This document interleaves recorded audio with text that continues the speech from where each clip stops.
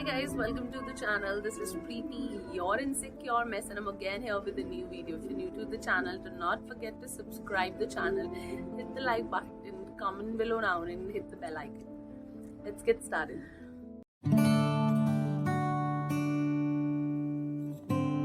बहुत ही लंबे समय तक हमारे देश में टीजी कम्युनिटी, जिसको ट्रांसजेंडर कम्युनिटी कहते हैं, उनके साथ भेदभाव होता आ रहा था। हम ना ही सिर्फ उनको अब्यूज कर रहे थे, उनको गलत नज़र से देख रहे थे, इनफैक्ट उनके पास जो मोरल राइट्स हो रहे हैं ना, जो यूनिवर्सली डिटरमाइंड जेंडर जो है मेल एंड फीमेल, उनके पास जो राइट्स हैं उनके पास वो राइट्स तक नहीं थे। जैसे कि right to education, right to speech, right to opportunity, basic rights तक उनके पास गंदी नज़र से देखते नहीं थे। इनफैक्ट उनके साथ सिर्फ अब्यूज या सोशल डिस्क्रिमिनेशन नहीं कर रहे थे, इनफैक्ट उनको हम अपने देश पे बोझ, उनको अपने देश के लिए पेन समझ रहे थे। इसीलिए 2014 में एक लैंडमार्क केस सामने आया, जिसके लिए एक landmark judgement that is NALSA versus union of India के 3 पिटिशनर थे। पहला था नेशनल लीगल सर्विस अथॉरिटी, दूसरे थे पूज्य माता नसीब Kaur ji women welfare society, and तीसरे हैं वो लक्ष्मी नारायण त्रिपाठी जी। इनको आपने इंस्टाग्राम या फिर गूगल पे या फिर सोशल मीडिया पे कहीं ना कहीं देखा होगा, क्योंकि ये टीजी कम्युनिटी के जो राइट्स हैं उनके लिए आज तक आवाज उठा रहे हैं। का काम था जो हमारी सोसाइटी में डाउनग्रेडेड या मिनॉरिटी सेक्शंस हैं उनकी बेटरमेंट के लिए काम करना, उनके पास जो राइट्स होने चाहिए उनके लिए आवाज उठाना। तो एज पर नेल्सा, टीजी जो ट्रांसजेंडर कम्युनिटी है, उनको हमें बाइनरी जेंडर्स जो है मेल या फीमेल, उसमें डिवाइड करने के बजाय उनके लिए एक थर्ड जेंडर होना चाहिए, जिसमें वो बिना किसी संकोच के खुद को मान सके कि वो एक थर्ड जेंडर में आते हैं। अभी पेटिशन इसलिए ही फाइल हुई क्योंकि जो बाइनरी या डिटरमाइंड जेंडर है हमारे मेल या फीमेल, इनके पास जो राइट्स हैं वो टीजी कम्युनिटी के पास थे ही नहीं। ऐसा नहीं है कि टीजी या फिर ट्रांसजेंडर कम्युनिटी अचानक से हमारे देश में आ गए हो। इनके बारे में हमारी एंशिएंट टाइम या कहीं हमारी पुरानी जो महाभारत रामायण है, इनमें भी मेंशन है। कहा जाता है कि रामायण में जब राम जी को 14 वर्ष का वनवास हुआ था और जो वो वनवास पे जा रहे थे, उनके साथ आदमी, औरत, बच्चे सब उनके पीछे पीछे जाते हैं कि हम भी वनवास जाएंगे आपके साथ। उनमें से ही हिजरा कम्युनिटी के लोग भी उनके पीछे पीछे जाते हैं। जब राम जी पीछे मुड़ के उन सबको वापस घर जाने के लिए कहते हैं, तो उनके इस आदेश के लिए हिजरा कम्युनिटी अग्री नहीं होती है और वो कहती है कि आप जहाँ जाएंगे हम वहाँ आपके पीछे पीछे जाएंगे। इस चीज़ से खुश होकर राम जी ने हिजरा कम्युनिटी को ये आशीर्वाद दिया था कि किसी भी ऑस्पिशियस ओकेशन पे आपकी जो ब्लेसिंग होगी वो सबसे ऊपर और सबसे इम्पोर्टेंट मानी जाएगी। इसके अलावा कहा जाता है शिव और पार्वती जब मर्ज हुए थे, एक दूसरे के अंदर समाये थे, तो उन्होंने अर्धनारी का रूप लिया था, जिसकी हिजरा कम्युनिटी में एक बहुत इम्पोर्टेंट मान्यता है। इसके अलावा महाभारत में भी मेंशन किया गया है, अर्जुन और नागकन्या के एक पुत्र थे जो काली माता को उनके गुस्से से रोकने के लिए अपनी लाइफ सेक्रीफाइस करने के लिए रेडी होते हैं, बट वो डिसाइड करते हैं कि मरने से पहले वो शादी करना चाहते हैं।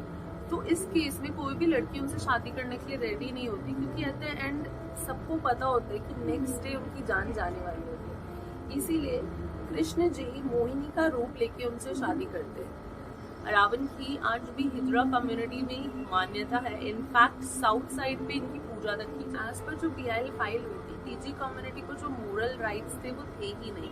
इनफैक्ट जो बाइनरी जेंडर के पास राइट्स थे, उनमें से कोई भी राइट टीजी कम्युनिटी के पास नहीं थे। इनमें से कुछ बहुत इंपॉर्टेंट राइट्स थे, जो कि था पहला आर्टिकल 40, जो कि है राइट टू इक्वालिटी। हमारे देश में हर किसी को इक्वल राइट्स है, इक्वल डिसीजन लेने का हक है। आर्टिकल जो इन्फ्रिंज हो रहा था दैट वाज आर्टिकल 15। आर्टिकल 15 के अकॉर्डिंग किसी भी जेंडर, किसी भी इंसान को आप किसी भी पब्लिक प्लेस को, किसी शॉप को, किसी रेस्टोरेंट को, किसी कुएं को या वेल को आप यूज करने से नहीं रोक सकते, उसके जेंडर, जाति, कास्ट या किसी भी चीज के भी। इसके अलावा जो तीसरा राइट था जो इन्फ्रिंज हो रहा था वो है आर्टिकल 16। एज पर आर्टिकल 16 हर किसी को इक्वल अपॉर्चुनिटी का हक है। जॉब्स पे, किसी भी गवर्नमेंट सर्विस पे, किसी भी पॉलिसी पे, किसी भी स्कीम में सबका इक्वल हक होना चाहिए, irrespective of sex, race, anything. Fourth right जो इन्फ्रिंज हो रहा था that was article 19। Article 19, everyone has the right to speech and express. As per that किसी भी इंसान को जो फील हो रहा है वो कहने का हक है। इनफैक्ट किसी भी एक्सप्रेशन, किसी भी फीलिंग को एक्सप्रेस करने का जो तरीका होता है उसको राइट टू एक्सप्रेशन होता है। फॉर एग्जाम्पल, हिजरा कम्युनिटी के लोग या ट्रांसजेंडर कम्युनिटी के लोग एक सर्टेन वे में तैयार होना चाहते हैं, बट हमारी सोसाइटी उन्हें उस तरह तैयार होने के लिए रोकती थी। इनफैक्ट उन्हें सोशली अब्यूज करती थी, डिस्क्रिमिनेट करती थी, उनके साथ वायलेंस। और आपको जान के हैरानी होगी, सिर्फ ये 4 राइट नहीं थे, 5वां एक बहुत इम्पोर्टेंट राइट था जो उनसे उनका छीना जा रहा था। That was article 21। हर किसी को राइट है उनकी पर्सनल लाइफ जीने का, रिस्पेक्ट का, डिग्निटी का। बट टीजे कम्युनिटी को, ट्रांसजेंडर कम्युनिटी को हमने ये राइट दिया ही नहीं था। हालांकि वो हमारी एंशिएंट टाइम में मेंशन जरूर है, हम उनको अपनी इक्वल मानते ही नहीं थे। उनके साथ वायलेंस, अब्यूज, हर चीज हो रही थी। एंशिएंट टाइम में जहाँ ट्रांसजेंडर्स की रिस्पेक्ट थी, वहीं अंग्रेजों के आने के बाद उनको सोशली बायकॉट किया गया, उनके साथ अब्यूज किया गया।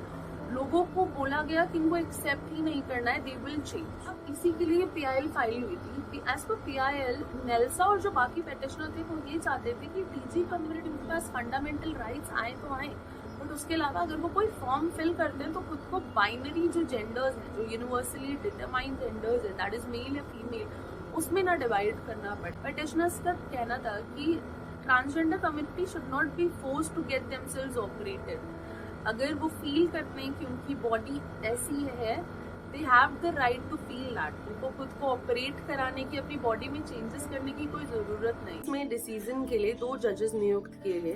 पहले थे justice KS Panicker Radhakrishnan and दूसरे थे AK सिकरी।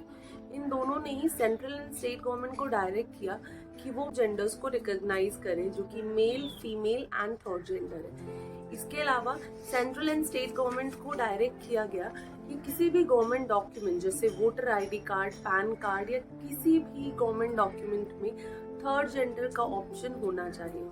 इसके अलावा थर्ड जेंडर के बाद right to health and education भी होना चाहिए। इसके अलावा कोई भी अगर गवर्नमेंट कोई स्कीम या कोई पॉलिसीज लाती है, थर्ड जेंडर के पास भी उनका पूरा इक्वल राइट रहेगा। अच्छी खबर यह है कि ट्रांसजेंडर कम्युनिटी को उनकी जो अलग पहचान थी, जो उनके सोशल और फंडामेंटल राइट्स थे, वो मिल चुके हैं। बट अभी भी हम सोसाइटी में उनको इक्वली नहीं देखते। They still have a long way to go. आज भी आप या मैं, हम में से कोई भी ट्रांसजेंडर्स के साथ दोस्ती रखना नहीं पसंद करता, या अगर हम उनमें से किसी को जानते हैं तो उनके साथ दिखना पसंद नहीं करते। ये बात सिर्फ लॉ को चेंज करने की या लॉ को मॉडिफाई करने की नहीं है, ये बात हमारी सोच को, हमारी बिहेवियर को चेंज करने की।